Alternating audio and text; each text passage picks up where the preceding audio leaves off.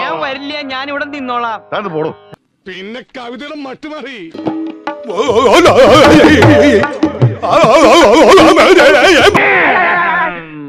ചൊടലിയാണോ? അല്ല, ഭാപാപര്യം.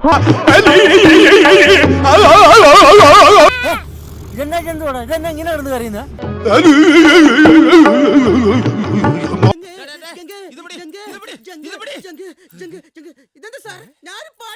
ഞാൻ കരുതി ജന്നിയുടെ തുടക്കം തന്നെ ആയിരിക്കും.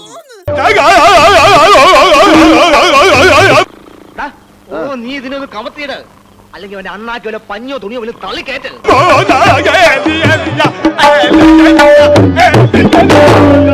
ഇയാൾക്ക് എന്താണ് വയ്യേ?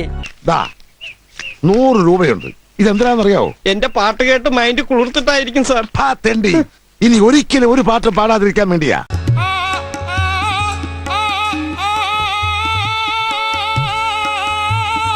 ആരെങ്കിലും കൊല്ലാൻ വന്നോ ഇങ്ങനെ കാണാൻ?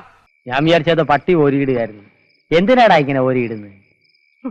സംഗീത ബോധമില്ലാത്തവർക്ക് അങ്ങനെ പലതും തോന്നും.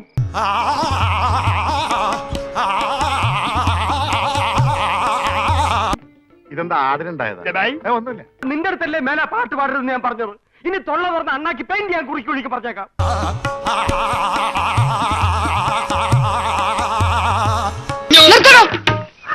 അല്ല ഭാവതര്, ഇതെന്നെ ഭാവിച്ചോണ്ടാ? ഇതെന്ത് പാട്ട്? ഏത് രാഗം? രാഗം പന്തുവരാളി. പന്തുവരാളി തന്നെ ഞാൻ പന്ത് കെട്ടുന്ന പോലെ തട്ടും.